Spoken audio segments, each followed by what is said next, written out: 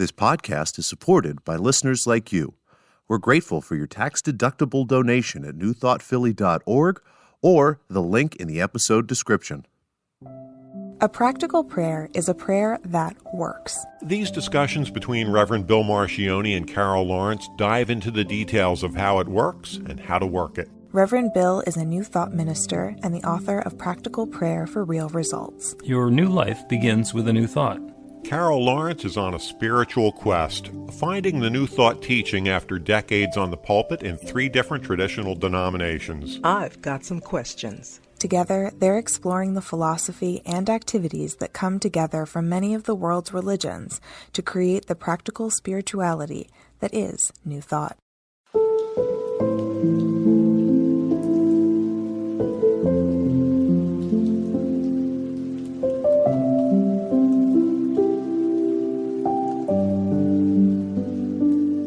Welcome to the Practical Prayer Podcast. I'm Carol Lawrence, here with Reverend Dr. Bill Marchioni.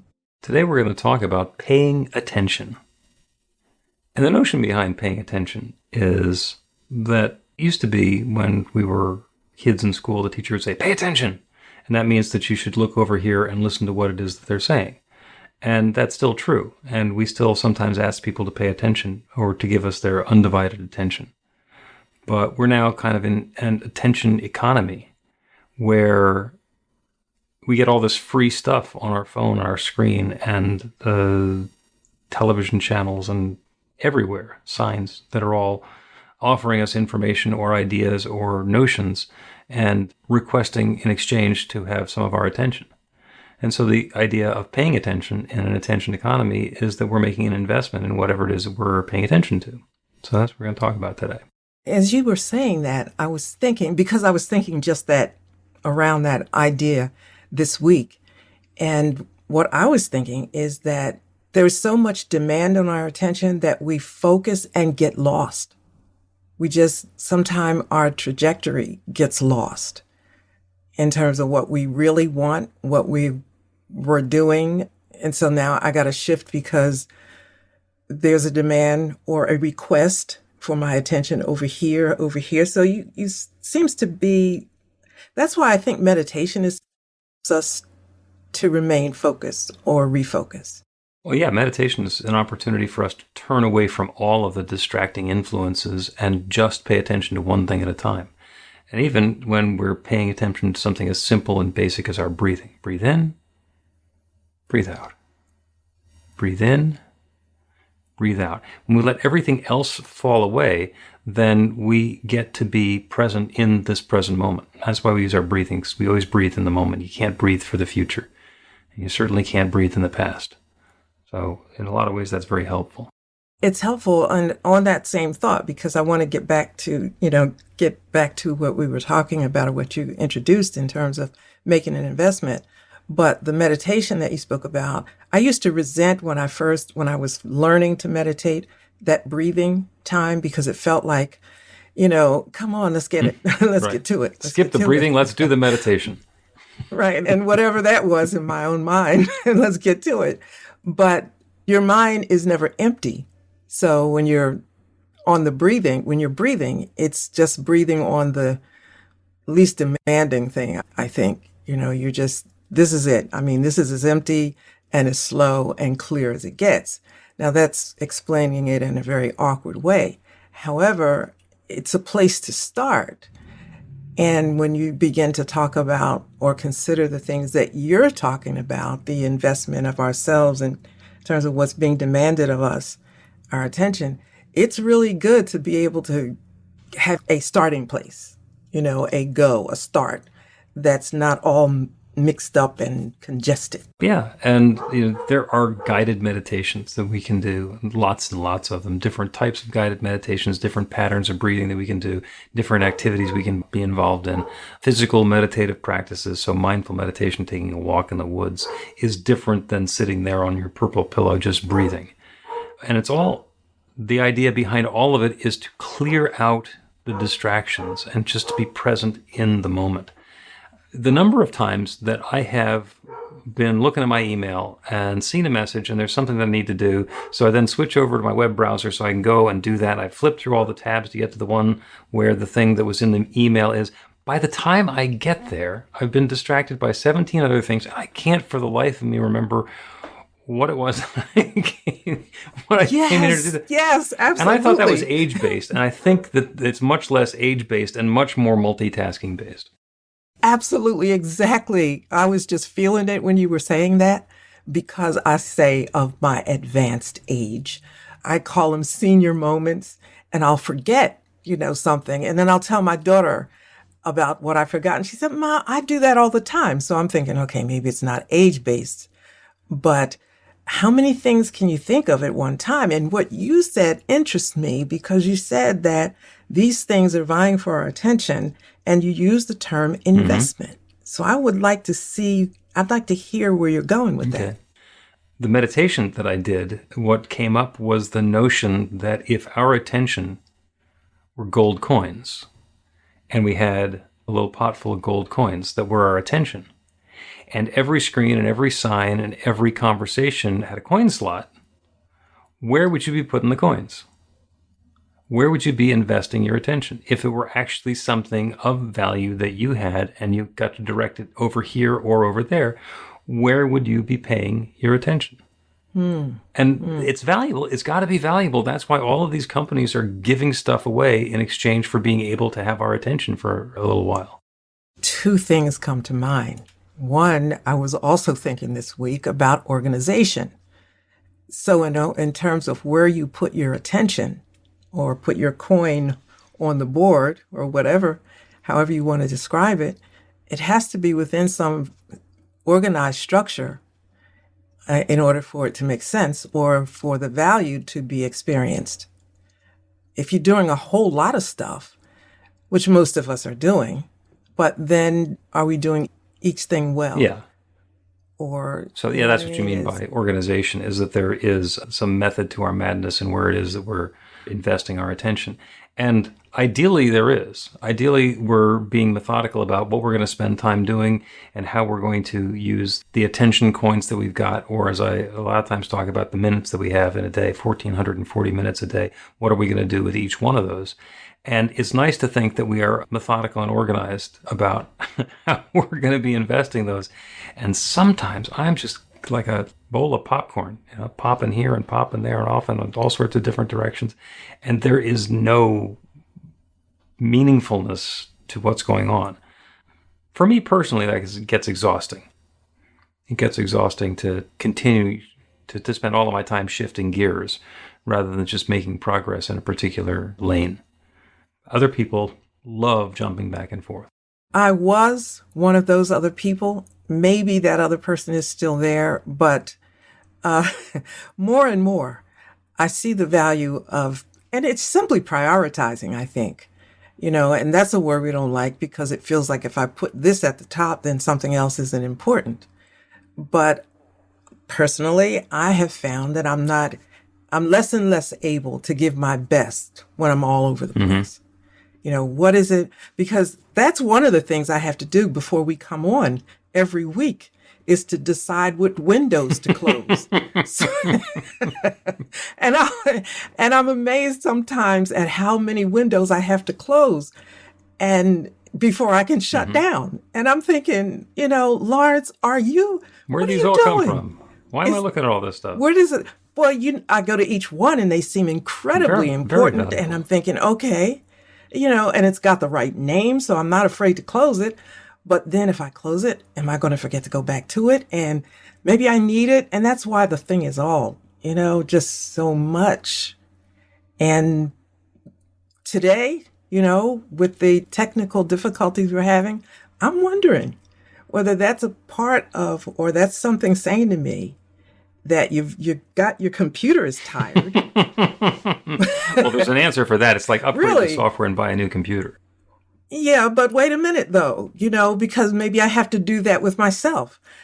Maybe I'm doing too much in this, I'm not doing my best or I'm moving a little bit slow. And so you can tell me later or now how to upgrade my own personal software.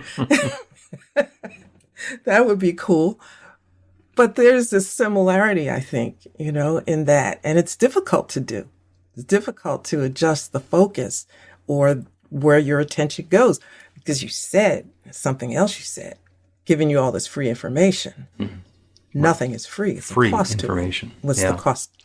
Yeah, but what's the cost to me? Not in dollars and cents, but perhaps it's a cost of my intellectual pool being drained here, and I don't have what I need to put over here. So, I'm wondering if I'm the one that leads us off into other worlds sometimes. Well, thank God it's not just me doing that. So we get to share some of the credit or blame, depending on how you want to assign that. I spent a fair amount of time in my younger days working in the radio business. And radio salespeople have one of the toughest jobs because they're not selling a thing, they're selling air, and they're not even selling it, they're renting it for a little while. And the idea is that we can be interesting enough in the program that we put on the radio station that people will listen to the commercials and then buy the stuff that the advertisers are selling in exchange for being able to hear the records and the jokes that we've got during the rest of the program. And it's a wonderful concept. Newspapers worked the same way. The subscription fees didn't even pay for the cost of printing and delivering the paper. It was all the advertising that they want to get in front of people's faces. And there's an abstraction in that model that what we're doing is we're getting the news, we're getting the information, we're getting the entertainment in exchange for the attention that we're putting into whatever the advertising message happens to be. And now the advertising messages come everywhere. They show up in all sorts of different spaces. Whenever there's a screen, there's going to be an ad on the screen or a message on the screen that somebody wanted to get there. You search for something on Google, and the first 3 things that come up are the ones that people paid to have come up when somebody puts in the keyword that you put in.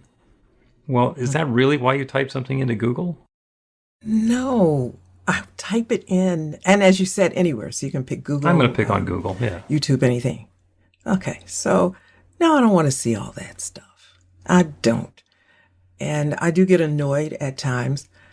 But then I think it takes its place somewhere in the corner of your mind. So when you need a product, there it is. You saw it somewhere, and so you go back to it. So there's value. There's some value there if you want to look at it that way. Yeah. And there are so many streaming television services now that you have to pay for subscriptions to because they don't have advertising or don't have much advertising, that the question becomes, am I getting enough value out of my subscription to this to make it worth continuing to subscribe to pay for the content that either I would get for free if it were advertising supported? And we're still working that out. We don't know. Glad you mentioned that because I do have a subscription. I'll just say a subscription.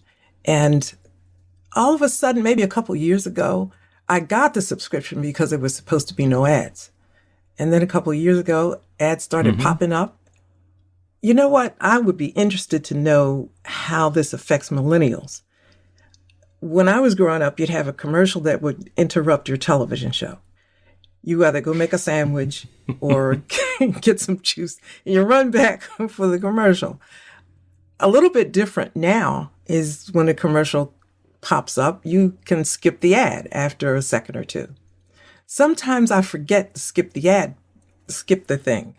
And I'll sit there and I'm watching the whole commercial, a little ticked because the commercial was there, and I forgot that I could click skip the ad. Sorry, Carol, that one's on you. And so I know it is because that's, but I was going to say that's a throwback to when I was a kid. You had to watch the whole commercial. Now I have to think, so that's a subconscious thing though, I think. Okay. Yeah. Yeah, it is. It's a subconscious thing. Yeah, I gotta turn it off. But I think there's some value in it. Fast forwarding to now, forgive me for going back to the 50s. That's fine. I was actually, the part that I was thinking about, we were watching old movies, and the one that was on while dozing off to sleep last night. Remember You've Got Mail? Nora Ephron movie from the 90s? Yeah. With Tom Hanks. And just listening to the sound of the dial-up modem connecting, and that somebody is anticipating when they're going to be told that they have mail. And, fast forward, 20, 30 years where you're told instantaneously without even taking your phone out of your pocket. It's making a binging noise because you've got mail. And no one would ever wait that long to to get a message, a plain old text message. Are you kidding? We're getting videos from people in less time than it used to take to make those dial-up connections because we're very impatient, because we want it all right now, even to the point where we sometimes forget that we don't have to watch the commercials. But that goes to your paying attention. How do I want my attention to be focused? How do I want to regulate my attention?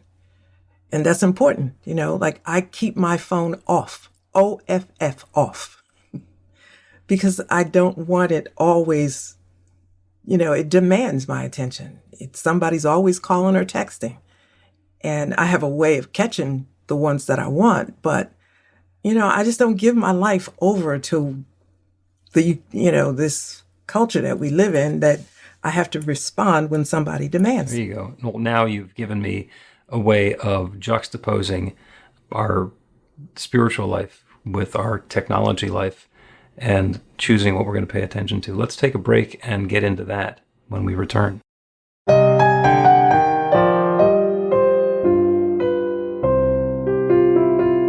It's Reverend Bill letting you know that the Practical Prayer for Real Results class is now available on demand. That's right, you can take it at your own pace, anytime you want. All of the information is at bethelight.com. That's b-the-light.com. You know where to find that stuff. The class is 5 lessons, broken down into 18 modules, and you can take them at whatever pace is comfortable for you. As you work through the process, it starts out with the theory, goes into the practice, there are experiential activities and exercises, and at the end of the program, you will wind up with an understanding of how practical prayer works, and a practical prayer for yourself that will work to create transformation in your life. And as you know, it works for everything. Take a look at the class online at bethelight.com. There's a sample lesson so you can see how the class is going to work for you and then dive in. The great news is it's on sale now. You can register and save $20 off of the regular price. I'm looking forward to seeing you in class.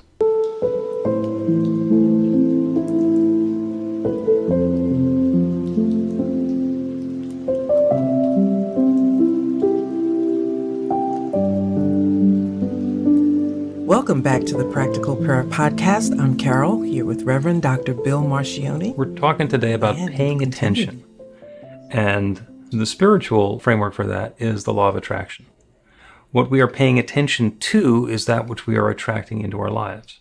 And it works as a practical prayer, where we set an intention and invite the infinite creative power that creates everything to create something new for us. And it works by worrying. If we focus on the stuff that we don't want, then we tend to encourage that to show up in our lives as well. And so the law is always working, whether it's giving us what we want or what we don't want. It's all, quote, good news, because that's the law working. Extremely exciting for me when I discovered the law of attraction. That has always been working and always been there. But I'll just say on the side of the street where I was raised, in traditional and religious orientation. Yeah, the law of attraction is not a discussion. But when I discovered it and I read it, it just makes so much sense. What we are focusing our attention on is what we're attracting. And when you talked about paying attention, oh my goodness, that means there's so much control that we have. Now, don't go to the control freak thing, okay? But there's so much control that we have in a positive way about concerning what we bring into our lives and the direction that we should focus our energy. And it makes incredible sense. But it takes a minute, It's like, I think that word you used earlier is an investment. We're paying attention, we're investing our attention, and that investment is going to lead to the yield, the return on investment, or what's going to show up in our lives. Absolutely. Absolutely. One of the courses that I teach is about financial management. And the one thing I say to people, look at your bank account on your phone every single morning when you get up, every single morning. That'll do one or two things and let you know whether there's been some fraudulent activity. Or it will tell you if you spent some money yesterday that you shouldn't have. So it focuses our attention and tells us the direction that we should go in that is beneficial to our goals. Yeah. Look at your bank balance every day. It'll either inspire you or scare the hell out of you. Yeah, either way, it's good, though. It's nice to know. It is nice to know. The same idea about, somebody who's paying attention to their body, weighing themselves every day. Is it necessary to weigh yourself every day? No. But if you're paying attention to that stuff, you might as well weigh yourself because that's a metric. Okay, so can we not just go... You don't like to weigh yourself? Okay. No, sir. That's No, point fine. well taken. Well, if you're going to ever weigh yourself, you should do it all the time. And if you're never going to, then come up with a different metric. Yeah. No, you get your regular clothes and then the clothes that have the stretchy waistbands. And we know that when we start being drawn to the ones with the stretchy waistbands, all right, time to do something different. All of my girlfriends out there that are listening, they do not want to talk about this, okay?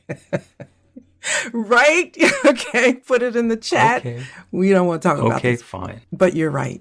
So we'll talk about my experience with Noom some other time, and now we'll talk about The Secret, seeing as how we're flashing back to things that happened in the past. Remember when the movie The Secret came out? Rhonda Byrne, and they're chasing around and they're talking about this secret and the law of attraction and how this has been around forever and it's been hidden. And I'd been in New Thought for a while at that point. So I was perplexed. It's like, this isn't a secret. We talk about this every Sunday. That's what the classes are about. There's no secret here. But again, she hooked our attention and gained quite a bit of notoriety by making something that was well known into a secret. Well, that's probably another discussion, but that is incredibly interesting as well, because you said you talk about that every Sunday.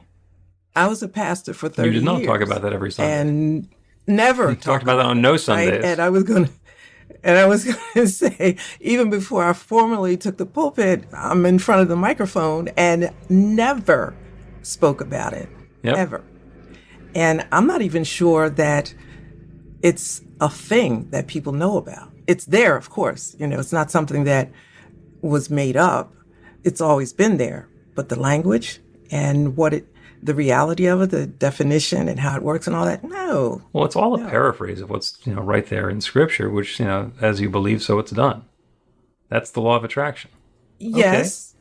Well, you got to... Yeah, you have to explain and understand and be willing to dive into it, though. Yes. And see, I wonder, because this stuff, I think you take for granted because it is second nature to you. And for me, it's like, okay, wait a minute now. We're going to discuss this. And then we're going to connect other scriptures to it. It's a wonderful thing I'm sure, to have come up in that theology. But for others, it's a stretch. And I didn't actually come up in that theology. I didn't discover New Thought until I was in my mid-30s. And what happened was I ran away from organized religion when I was 12. I had a little gift Bible for my confirmation, and I realized I didn't believe enough to be able to stand up and say, I believe this. So I ran away, and I spent 20 years wandering through a spiritual desert with no framework for this stuff whatsoever. And I found New Thought through religious science and realized that the stuff that I believed, there were other people who believed it, and there were books, and there were songs, and there were groups, and there was a whole thing. And then I started going to taking classes and learning about this. And as I evolved and grew, I started to be a little, I was going to say willing. I wasn't willing. I was less unwilling to go look at some of the books and materials that I had put away previously, and got myself to the point where I could talk about God without being allergic to the word God. And then I could open up the Bible and read the Bible. And then eventually I got myself a red letter Bible where everything that Jesus supposedly said is in red letters. And that was the eye-opener for me. Because when I read that, knowing what I now know about New Thought, it's like, he's speaking my language. He's saying exactly what I've been saying, and everybody else in New Thought has been saying. He's just Jesus. Yes. It just makes it believable on a whole different level. It does. I was talking to my husband the other night about the Bible and different interpretations of it and how I was indoctrinated. And I had every Bible you could imagine. Oh, my goodness. Every one of them. But the interpretations were the same. So I'm thinking I got all this stuff, and it's just like Schofield Reference Bible, the Ryrie, the Thompson Chain. All of them are the same traditional interpretation, King James and all of that. Then you wander off and stumble into something else. And like, okay, is this okay to read? And I remember I can tell you, I discovered the NIV in the 70s.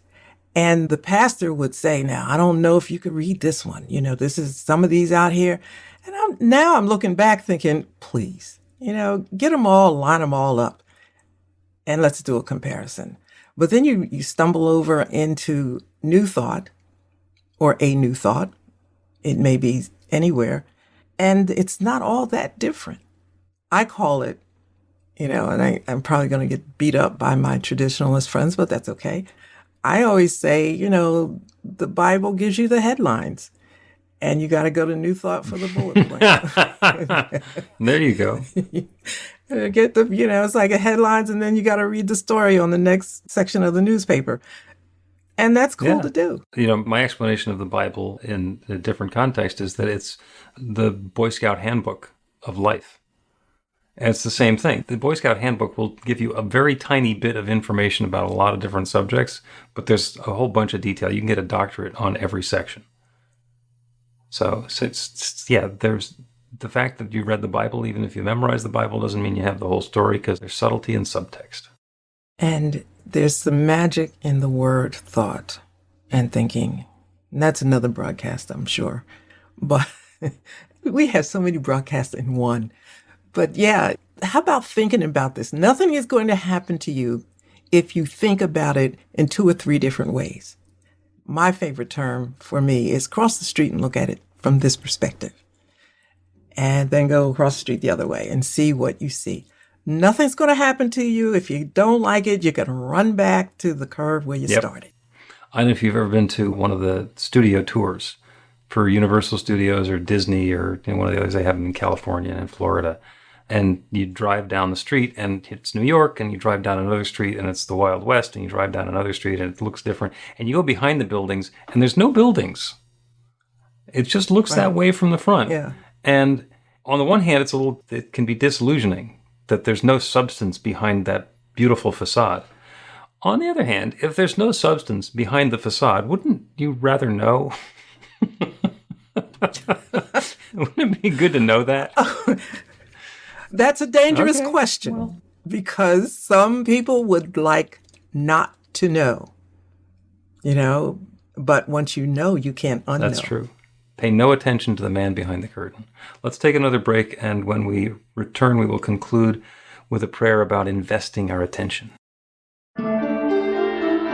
Get inspiration in an instant. God calls are the gentle and uplifting moment of truth to help you remember that the bright light of God's love is shining right now as you. It's your God Call with Reverend Bill. Start your 2-week free trial today, and you'll get a phone call 4 times a week from Reverend Bill with an uplifting half-minute message filled with insight, wisdom, story, and fun. Let your light shine. You can answer the call to listen to it live or let it go to voicemail so you can hear it later. After the free trial, your subscription is just $5.95 a month. The details are at godcall.org. God calls are disruptive, intentionally. Whenever you write something, put on a gold star. They take you away from your routine to remind you about the truth of who you really are. They come at random times between 8:15 a.m. and 6 p.m., so you won't be expecting them. And somehow, the message is exactly what you need to hear at the time. Magic is loose in the world. It's a moment of motivation in the middle of your day. Find out more and start your 2-week free trial now.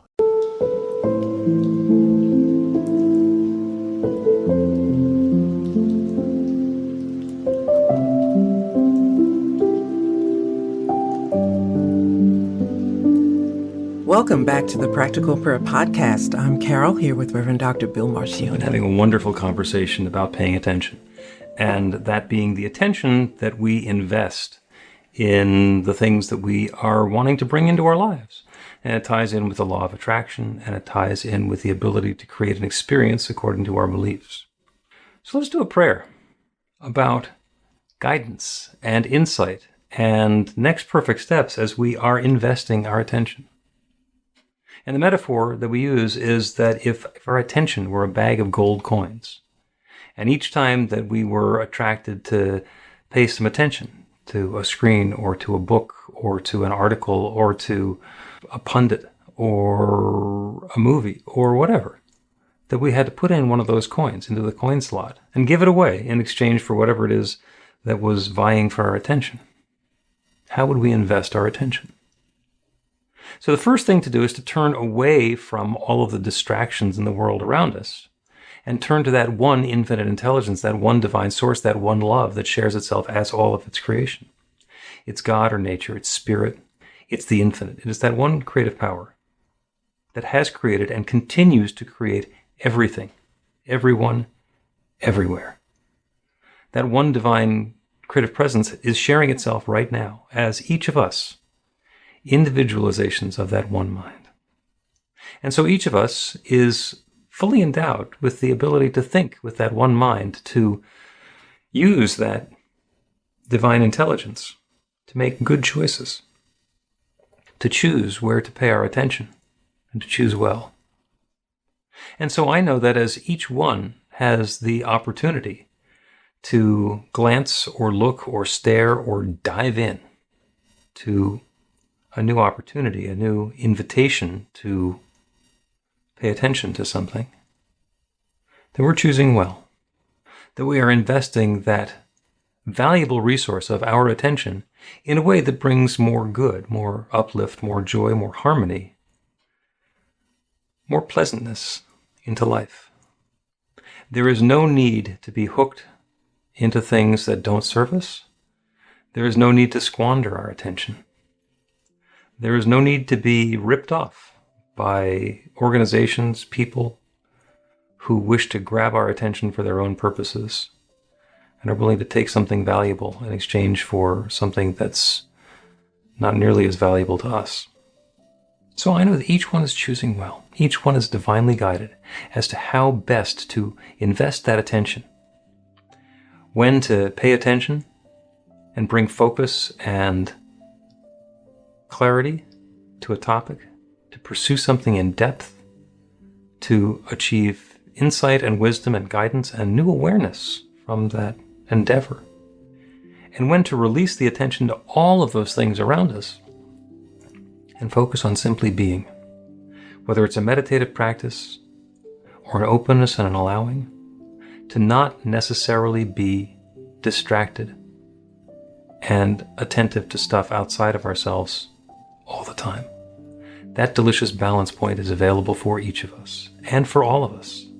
And I'm grateful for it. I'm grateful for the wonderful way this is coming about. I'm grateful for the new peace of mind and harmony that we're each experiencing as we achieve that new balance point, as we experience that sweet perfection of investing our attention and reaping the rewards in a way that brings uplift and good and joy and harmony to us, to those around us, and to our world. And so with gratitude for this good, I speak this word and I release it into that creative law, the one that always says yes. And I know without any question that it's once again saying yes. This good is underway now. So I let it be. And so it is.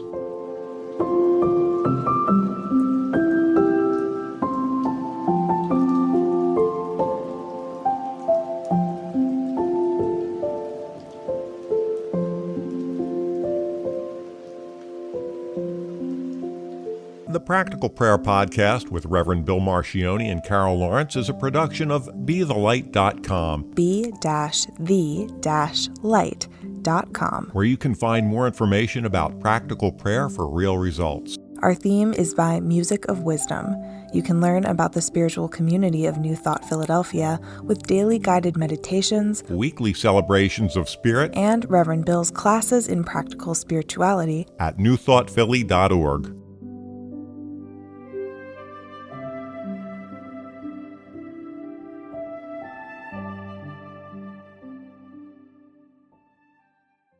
This podcast is supported by listeners like you. We're grateful for your tax-deductible donation at newthoughtphilly.org